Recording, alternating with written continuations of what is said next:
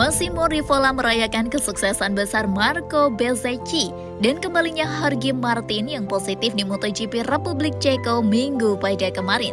CEO Aprilia tersebut mengalami salah satu hari paling membahagiakan sejak mendarat di Noale. Ia akhirnya melihat dua pembalap pilihan pertamanya melintasi garis finish dan menyelesaikan balapan MotoGP dengan senyuman yang menyebar ke seluruh anggota tim.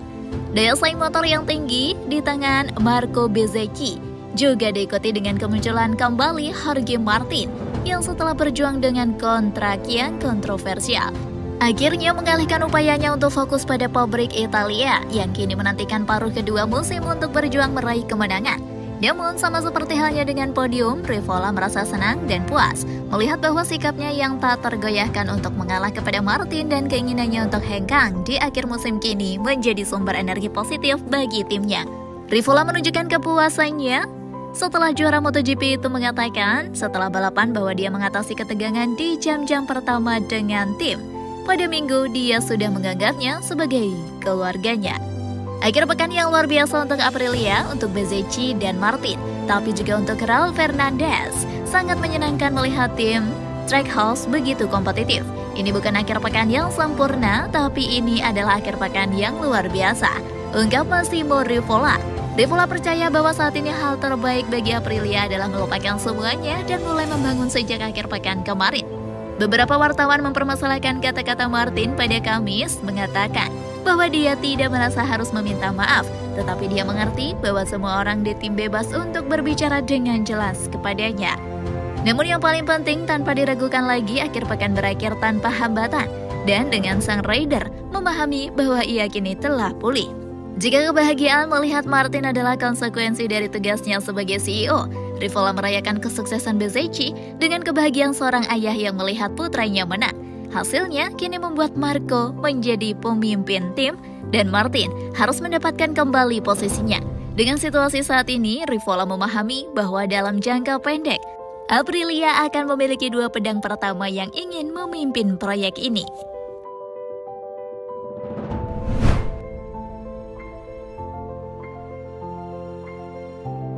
Pebalap Ducati Francisco Bagnaia memberikan komentarnya usai gagal meraih kemenangan dan podium pada seri MotoGP Ceko 2025. Awal yang baik dengan merebut pole position alias start dari urutan terdepan pada MotoGP Ceko 2025 tak menjadi jaminan untuk seorang Bagnaia. Murid kebanggaan Valentino Rossi tersebut gagal memanfaatkan peluang besar tersebut untuk meraih kemenangan pada sprint race atau balapan utama. Pada sesi sprint race, Bagnaia menuntaskan aksinya di sirkuit Brno, Republik Ceka, akhir pekan kemarin dengan merengkuh finish di tempat ke-7. Sedangkan pada balapan utama yang berlangsung Minggu 20 Juli 2025 malam kemarin, Bagnaia harus puas mendapatkan finish di urutan keempat. Sepanjang gelaran seri ke-12 dalam kalender MotoGP 2025 itu, rider asal Turin Italia tersebut harus rela melihat rekan setimnya Marc Marquez berjaya.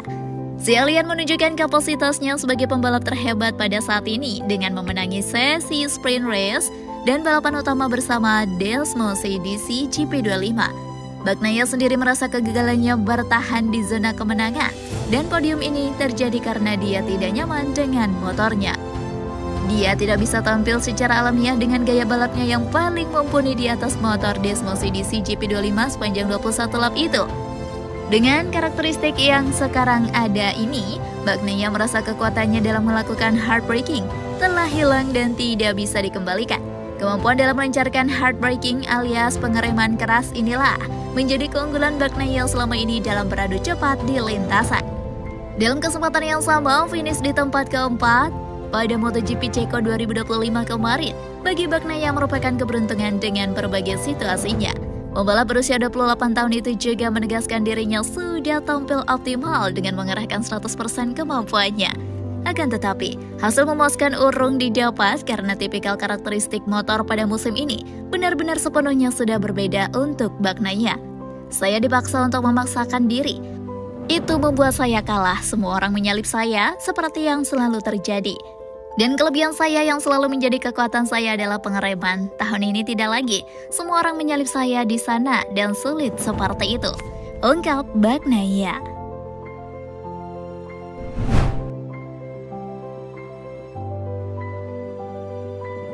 Menurut informasi yang diperoleh motorsport.com, Luca Marini telah menandatangani perpanjangan kontrak dengan Honda untuk musim depan dalam sebuah kesepakatan yang akan membuat dia dan Joan Mir tetap bersama hingga peraturan baru mulai berlaku pada 2027. Setelah melakukan debut MotoGP pada 2021 dan menyelesaikan 3 musim di atas Ducati, pembalap Italia itu bergabung dengan HRC tahun lalu untuk mengisi kekosongan akibat Marc Marquez memutus kontraknya di tahun terakhir. Sejak saat itu, hasil terbaiknya adalah finish ke-6 di Jerman. Di Sachsenring, Luca Marini tampil kembali setelah absen dalam 3 seri akibat kecelakaan parah yang dialaminya dalam sesi latihan motor di Suzuka, balap ketahanan rutin di Jepang. Akibat 3 kali absen tersebut, adik dari Valentino Rossi ini berada di posisi ke-15 dalam klasemen keseluruhan sebagai pembalap kedua terbaik dari tim pabrikan Jepang di depan Joan Mir. Hari Minggu ini, setelah finish ke-12 di Brno, Marini ditanya apakah salah satu tujuannya adalah tiba di Australia. Putaran pertama setelah jeda musim panas dengan gambaran yang lebih jelas tentang masa depannya. Hasil ini sudah bisa diduga setelah Honda tidak dapat memenuhi keinginan mereka untuk mendatangkan Jorge Martin yang tidak dapat meninggalkan Aprilia untuk 2026. Beberapa media juga menyimpulkan bahwa pembalap Spanyol itu tetap menjadi target utama HRC untuk musim 2027 saat peraturan teknis baru mulai berlaku. Dengan berakhirnya masa kontrak tim pabrikan, Honda tengah menyelesaikan kelanjutan Johann Zarco. Di saat yang sama, motorsport.com menginterpretasikan bahwa pembalap Thailand Somkiat Chantra berpeluang besar untuk meninggalkan tim asuhan Lucio Cecinello setelah menjalani paruh pertama musim yang mengecewakan. Perbedaan kecepatan yang sangat besar antara rider nomor 35 dan pembalap lain berarti bahwa para insinyur tidak dapat memperhitungkan data yang diunduh dari motornya. Hal itu di saat HRC berusaha mengurangi margin yang memisahkan mereka dari Ducati tidak dapat diterima. Kurangnya kandidat Asia yang memiliki jaminan minimal dalam hal daya saing telah menyebabkan Honda meninjau kembali komitmennya kepada Idemitsu, sponsor utama motor LCR, untuk mengontrak pembalap Asia. Hal ini menyebabkan pergeseran fokus ke grid Moto2 atau ke salah satu pembalap yang dibuang di garasi MotoGP lainnya.